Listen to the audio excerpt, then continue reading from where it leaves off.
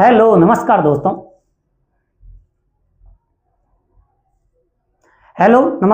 मैं साहब सुनील पंचारिया और मैं आप सबका यूडेट क्लासेस के इस डिजिटल प्लेटफॉर्म पर हार्दिक दिल से स्वागत करता हूं।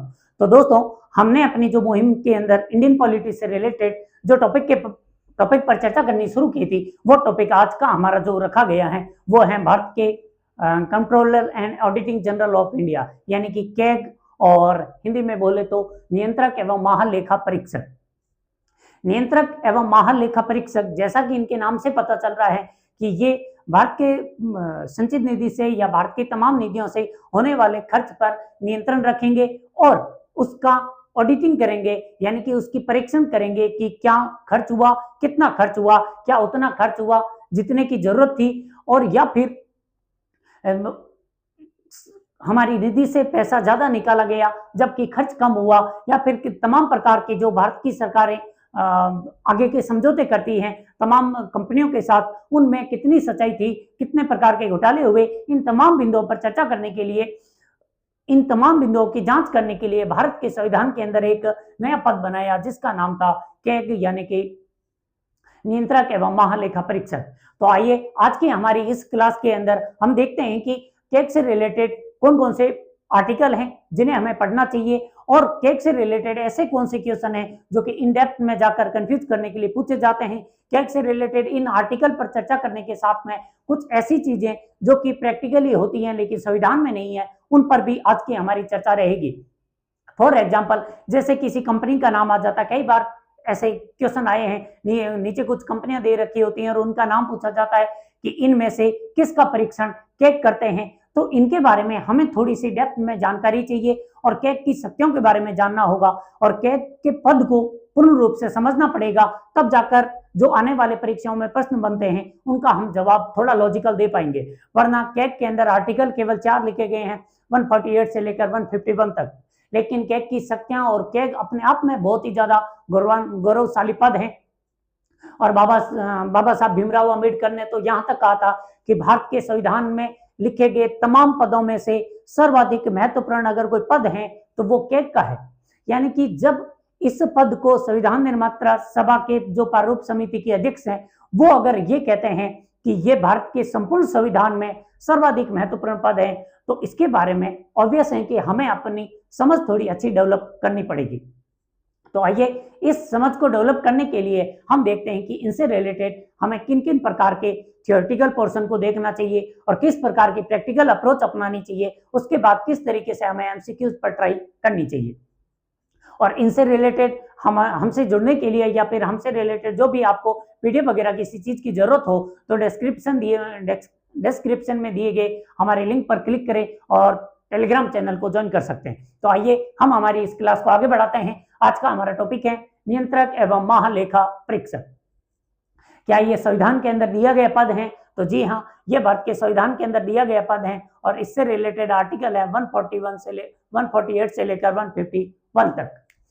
सबसे पहले देखते हैं कि कैग को भारत की जो लोक व्यवस्था है, लोकतांत्रिक व्यवस्था है, इसका चौथा स्तंभ कहा जाता है।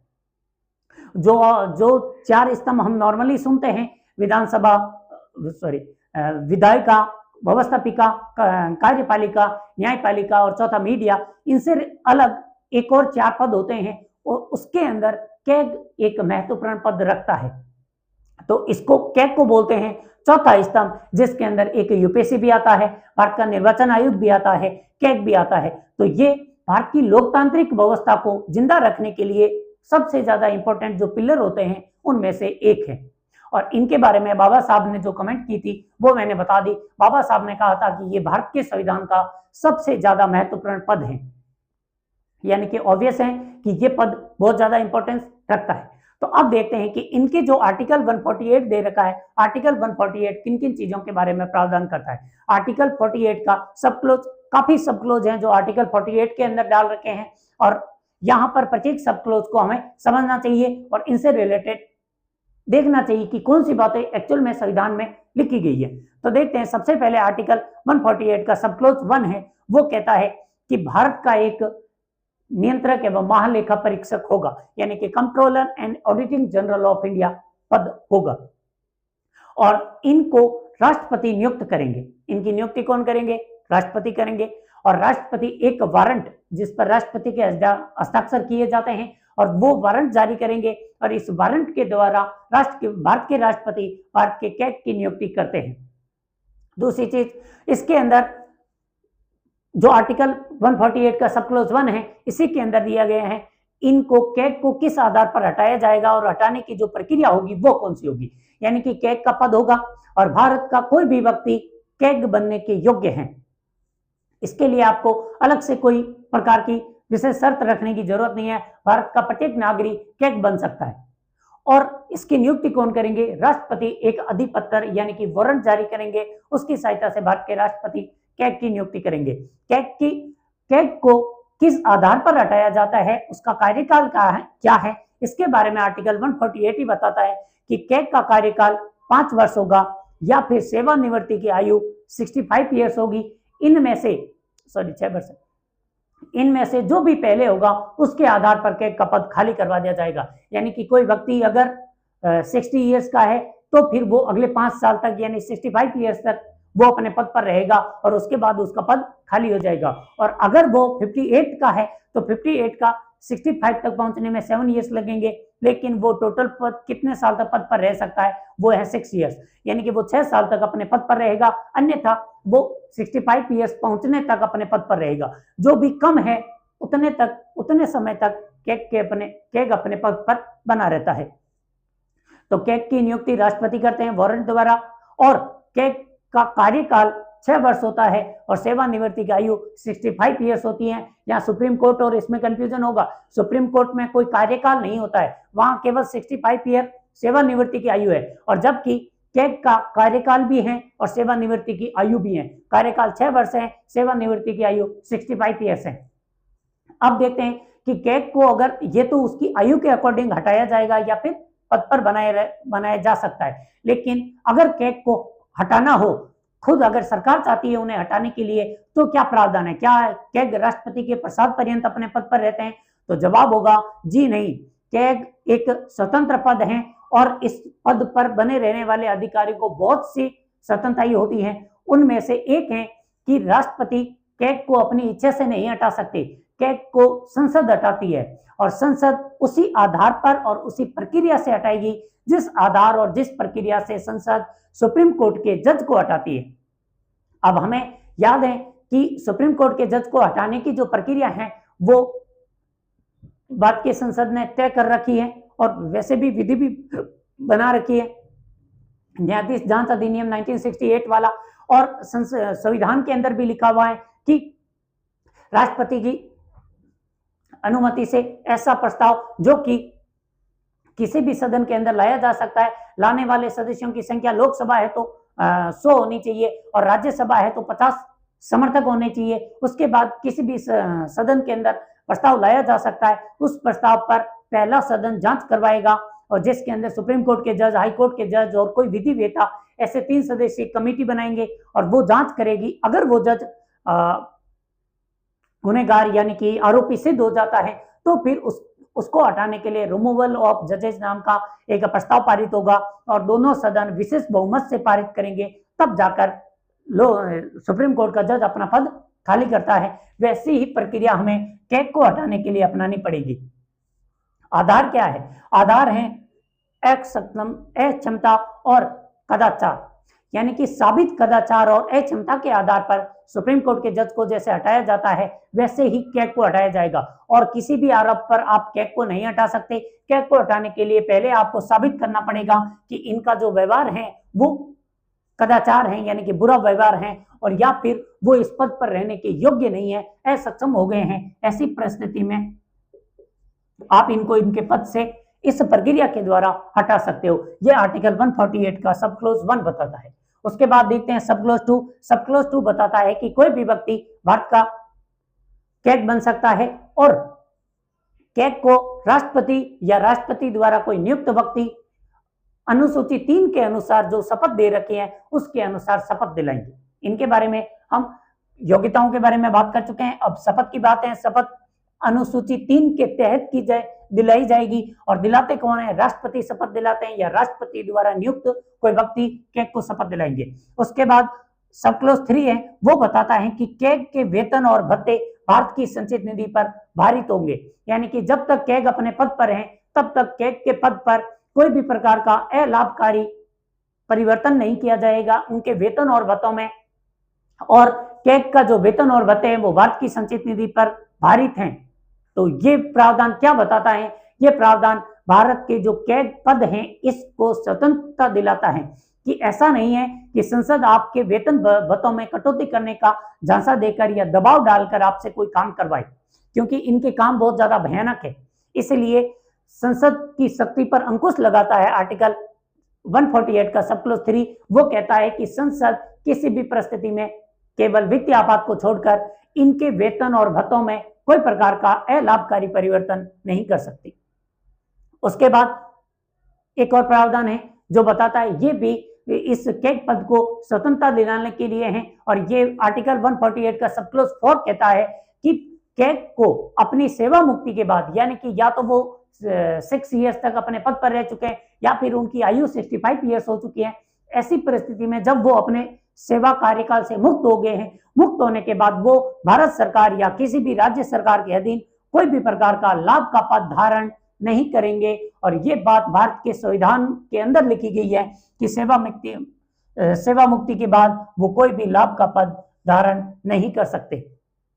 इसका प्रावधान करने का औचित्य ये है कि कहीं ऐसा ना हो कि जो कैग पद पर बैठा हुआ व्यक्ति है वो इस उम्मीद में कि उसकी सेवा मुक्ति के बाद में सरकार उसको कोई लाभकारी पद देगी, इस चक्कर में वो कहीं सरकार के पक्ष में निर्णय ना ले। इसलिए फिक्स प्रावधान कर रखा है कि ये व्यक्ति भारत के सरकार और राज्य सरकारों के अधीन रहकर किसी भी प्रकार का लाभ का पद धारण नहीं करेगा। और ये बात मैं इसलिए फोकस कर रहा हूं क्योंकि कई ऐसे पद हैं जिनके बारे में स्पष्ट तौर पर प्रावधान किए जाते हैं और जिन प्रावधानों को देखकर हमें भी लगेगा कि ये पद लाभ के पद में नहीं आएगा, यानी कि इस पद पर बैठा हुआ व्यक्ति आगे कोई लाभ का पद धारण नहीं करेगा। लेकिन ध्यान में रखना, कुछ ही ऐसे प्रावधान, ऐसे पद हैं जिन पर ये रोक लगा रखी है। तो आपको एक एक रोक पर थोड़ा ऐसे पदों पर ध्यान में रखना है। जैसे इलेक्शन कमीशन ऑफ इंडिया पर हम पढ़ेंगे कि ऐसे कोई शर्त नहीं है, जबकि कैग के पद पर है। तो ये ध्यान में रखने वाली चीज है कि क्या कैग जो बनता है वो व्यक्ति सेवा मुक्ति के बाद कोई लाभ का पद धारण कर सकता है? तो जवाब होगा जी नहीं, वो ऐसा बिल्कुल नहीं कर सकते। और आर्टिकल 148 का सब क्लॉज 5 कहता है कैग अपने कार्यालय के लिए नियम बना सकता है राष्ट्रपति की अनुमति पर। ये सुप्रीम कोर्ट के अंदर भी हमने देखा था कि सुप्रीम कोर्ट अपने नियम बना सकती है, वैसे भी कैग अपने विभाग के लिए जो नियमावली होती है उसको राष्ट्रपति की अनुमति पर बना सकते हैं। उसके बाद आर्टिकल 148 का सब क्लॉज 6 भी है और सब क्लॉज 6 कहता है कि कैग कार्यालय का जो व्यय है वो भी भारत की संचित निधि पर भारित है। हम अक्सर कैग के वेतन भत्ते पढ़ते हैं और तब बात करते हैं कि जब हमने आर्टिकल 109 और 110 पढ़े थे तब भी पढ़ा था कि संचित निधि पर भारित व्यय कौन कौन से होते हैं। उसके अंदर हम कैग के बारे में पढ़ते हैं तो कैग के कार्यालय को इग्नोर कर चलते हैं। लेकिन ध्यान में रखना, कैग का वेतन भत्ते भी संचित निधि पर भारित हैं और कैग के लेखा विभाग से जुड़े हुए जितने अधिकारी हैं उनके व्यय भी भारत की संचित निधि पर भारित है। यानी कि इनके खर्च करने में आप किसी भी प्रकार की कंजूसी नहीं कर सकते। तो ये था आर्टिकल 148 के अंदर हमने बात की थी कि कैग पद होगा, कैग की नियुक्ति करेंगे और कैग का कार्यकाल क्या होगा, कैग की सेवा मुक्ति की आयु क्या होगी और कैग के वेतन भत्तों की क्या शर्त रखी है, कैग के लिए पद मुक्ति के बाद जो क्या वो लाभ का पद धारण कर सकता है क्या नहीं कर सकता, इन तमाम बिंदुओं पर हमने आर्टिकल 148 के तहत चर्चा की है। और ये सारे बिंदु आपको इसलिए भी ध्यान में रखने क्योंकि एक चीज तो आपको ये पूछी जाती है कि कैग के पद को भारत का संविधान स्वतंत्र बनाता है कैसे, तो डिस्क्रिप्टिव आंसर राइटिंग के अंदर आप लिखोगे आर्टिकल 148 का सब क्लॉज 3। आप सब क्लॉज का जिक्र करोगे तभी ऐसा लगेगा कि हाँ बंदे की संविधान के प्रति अंडरस्टैंडिंग अच्छी है। तो आप सब क्लॉज 3 की बात कीजिए और वहां पर लिखिए कि इसके वेतन भत्ते में लाभकारी परिवर्तन, अलाभकारी परिवर्तन नहीं हो सकता। तो क्या लाभकारी परिवर्तन हो सकता है? जी हाँ, आप चाहो तो वेतन बढ़ा सकते हो। वर्तमान में कैग का वेतन कितना है? सुप्रीम कोर्ट के जजों के समान है। और सुप्रीम कोर्ट के जजों के बारे में हमने बात की है 2,50,000 रुपए नॉर्मल जज का और 2,80,000 रुपए सीजेआई का वेतन बता है। तो कैग की भी सैलरी कितनी हुई? 2,50,000 रुपए। और जो भारित हैं, आप चाहो तो 2,75,000 कर सकते हो, 2,80,000 कर सकते हो, लेकिन क्या 2,40,000 कर पाओगे? जी नहीं। ये तमाम प्रावधान हमने आर्टिकल 148 के तहत देखे। अब आते हैं आर्टिकल 149। आर्टिकल 149 बताता है कि कैग जिस पद के बारे में इतनी सख्तियां वगैरह प्रावधान कर रखे हैं, इस पद पर रहने वाले व्यक्ति का कर्तव्य क्या है, यानी कि कर्तव्य की बात आर्टिकल 149 करता है। आर्टिकल 149 कहता है कि राष्ट्रपति जो संसद विधि द्वारा निर्धारित करेंगे उतने कार्य करने के लिए कैग को नियुक्त करते हैं। यानी कि कैग की नियुक्ति संसद एक विधि बनाकर निर्धारित करेगी कि कार्य कौन कौन से करने हैं, और उस हिसाब से इस कैग पद को बनाया जाएगा, यानी व्यक्ति को नियुक्त किया जाएगा। और उसके कर्तव्य क्या होंगे कि वो संघ और राज्य सरकार के लेखाओं का परीक्षण करेगा। यह आर्टिकल 149 कहता है। और इसी के अंदर लिखा हुआ प्रावधान है कि भारत की जो संसद है वो विधि बनाकर कैग के कर्तव्यों को निर्धारित कर सकती है। यानी कि विधि बनाकर संसद कह सकती है कि कैग महोदय आप ये कार्य करोगे।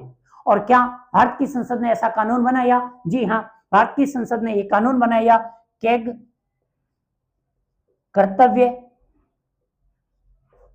अधिनियम 1971, जैसे 1976 के अंदर संशोधित किया गया था। कैग कर्तव्य और सेवा शर्तें अधिनियम 1971 में एक अधिनियम बनाया, और इस अधिनियम में बता रखा है कि कैग कौन कौन से कार्य करेगा।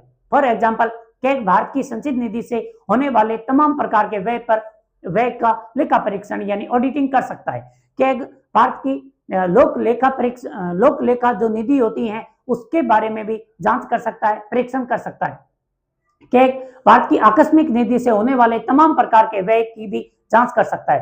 कैग राज्यों के भी लोक लेखा, संचित निधि और राज्यों की जो आकस्मिक निधि है इनसे होने वाले व्यय की भी जांच कर सकता है, ऑडिटिंग कर सकता है। कैग भारत सरकार के अधीन कार्यरत तमाम प्रकार के सार्वजनिक संगठनों के, सार्वजनिक निगमों की, संस्थानों के भी खर्च की जांच कर सकता है। कैग भारत सरकार के द्वारा किसी भी निगम के साथ, विदेशी कंपनी के साथ किए गए तमाम प्रकार के समझौतों की जांच कर सकता है। कैग भारत सरकार के किसी भी विभाग द्वारा जो भी प्रकार के खर्च किए जाते हैं, यानी कि कितने भी प्रकार के जो टेंडर जारी किए जाते हैं उन टेंडरों की भी जांच कर सकता है। तो कैग के पास तमाम प्रकार की शक्तियां दी गई हैं। ये सभी संविधान में नहीं थी, ये संविधान में केवल इतना लिखा हुआ है कि लेखाओं का परीक्षण करेगा, और लेखाओं का परीक्षण का मतलब है इसके बाद भारत की संसद ने एक कानून बना दिया और कानून में बता रखा है कि ये सारे कार्य भारत का कैग कर सकता है।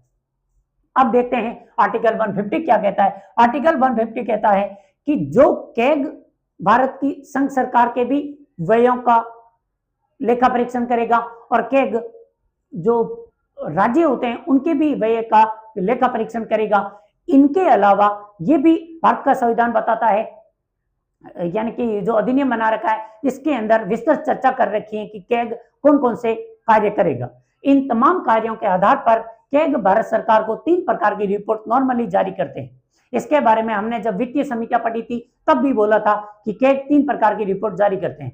पहली रिपोर्ट जो भारत की लोक लेखा परीक्षण से संबंधित होती है कि भारत सरकार ने जितने भी लोक लेखा पर खर्च किए हैं उनकी जांच, और उस जांच के आधार पर एक विस्तृत रिपोर्ट राष्ट्रपति को समर्पित करते हैं और राष्ट्रपति सदनों में रखवाते हैं। फिर जो समितियां होती है वो इनकी जांच करती है। दूसरा, भारत की सरकार द्वारा जो बजट पर व्यय किया जाता है उसकी भी जांच कैग करता है। और तीसरी रिपोर्ट जारी करते हैं भारत के तमाम प्रकार के सार्वजनिक जो संगठन होते हैं, सार्वजनिक जो कंपनियां होती हैं उनसे रिलेटेड सार्वजनिक उपक्रमों के लिए एक रिपोर्ट जारी करते हैं। और कैग की ये तीनों रिपोर्टों की जांच आगे वित्तीय समितियां करती हैं, जो लोक लेखा समिति करती है, और एक आकलन समिति होती है, और एक वो जो सार्वजनिक उपक्रमों पर गठित समितियां होती है। ये समितियां इन तीनों रिपोर्ट में से एक रिपोर्ट के बारे में विस्तृत चर्चा करती है। और इसीलिए हमने पढ़ा था कि कैग को लोक लेखा समिति का गाइडर, मार्गदर्शक और मित्र कहा गया है, क्योंकि इन्हीं की रिपोर्ट की आगे वो समिति जांच करती है। तो ये जो 3 प्रकार की रिपोर्ट प्रस्तुत करते हैं कैग, इसका जो प्रारूप निर्धारित कर रखा है, इस प्रारूप को भी भारत का संविधान का आर्टिकल 150 डिसाइड करता है कि ये जो प्रारूप आएगा, यानी कि केंद्र और राज्यों के जो लेखाओं का जो प्रारूप सेट किया गया है, किस प्रोफाइल के तहत वो सभी जारी किए जाते हैं, इसका निर्धारण भारत के राष्ट्रपति के सलाह पर कैग निर्धारित करेगा। यानी कि ये शक्ति किसको है? राष्ट्रपति को दी गई है कि राष्ट्रपति बताएंगे कैग को कि आपको केंद्र के व्ययों को किस रूप में प्रस्तुत करना है, राज्यों के व्ययों को भी किस रूप में प्रस्तुत करना है, इसका प्रस्तुतिकरण की शक्ति आर्टिकल 150 देता है। और उसके बाद आता है आर्टिकल 151। आर्टिकल 151 कहता है कि भारत का कैग दो प्रकार की रिपोर्टें, यानी कि दो तरीके से रिपोर्टें दो व्यक्तियों को प्रस्तुत करते हैं। नॉर्मली केंद्र के और राज्यों के सभी प्रकार के खर्च देखता है। खर्च देखने के बाद जो केंद्र की जो संचित निधि पर, आकस्मिक निधि पर, लोक लेखा निधि पर जो व्यय होता है, उसकी जांच करने के बाद कैग अपनी रिपोर्ट राष्ट्रपति को देते हैं। राष्ट्रपति उस रिपोर्ट को दोनों सदनों के अंदर प्रस्तुत करवाते हैं। यह भी ध्यान में रखना कि कैग अपनी रिपोर्ट सरकार को नहीं देते, वो देते हैं केवल और केवल राष्ट्रपति को। और दूसरी, कैग जो राज्यों से जुड़ी हुई रिपोर्ट होती है उसे देते हैं राज्य के राज्यपाल को, और राज्यपाल उसे विधानमंडल के अंदर प्रस्तुत करते हैं। विधानमंडल का मतलब है कि अगर कहीं पर विधानसभा एक ही है तो विधानसभा के अंदर, और कहीं पर विधान परिषद भी है तो विधान परिषद के अंदर भी ये रिपोर्ट राज्यपाल प्रस्तुत रखवाएंगे। कैग का कर्तव्य केवल राज्यपाल तक और राष्ट्रपति तक अपनी रिपोर्ट भेजने का होता है। ये सभी थे आर्टिकल 148 से लेकर 151 तक के प्रावधान। अब हम देखते हैं, कई बार ऐसा होता है कि इनसे रिलेटेड कई क्वेश्चन मैंने देखे, तो इन क्वेश्चन में होता क्या है, कुछ भारत सरकार की निगमें हैं, यानी कि कंपनीज है, कॉर्पोरेशन है, और इन कॉर्पोरेशन में भारत सरकार की जो ऑडिटिंग करने का कार्य होता है, उनमें से कुछ ऐसी संस्थाएं हैं, ऐसी निगमें हैं जिनकी ऑडिटिंग भारत के कैग करते हैं। और जिनमें कैग करते हैं उनमें नाम है जैसे कि दामोदर घाटी परियोजना। दामोदर घाटी परियोजना है, इसके साथ में आपको अन्य घाटी परियोजनाएं हैं, इनको भी ध्यान में रखना। इनकी ऑडिटिंग कैग ही करते हैं। जैसे कि प्राकृतिक गैस निगम है, यानी कि ओएनजीसी की भी जांच जो ऑडिटिंग है वो कैग ही करते हैं। इंडियन एयरलाइन, एयर इंडिया तो अब बेच दिया है तो मतलब नहीं बना, लेकिन एयरलाइंस वाले ये जो भारत सरकार की कंपनियां हैं इनकी ऑडिटिंग कैग खुद करते हैं, तो ये ध्यान में रखना।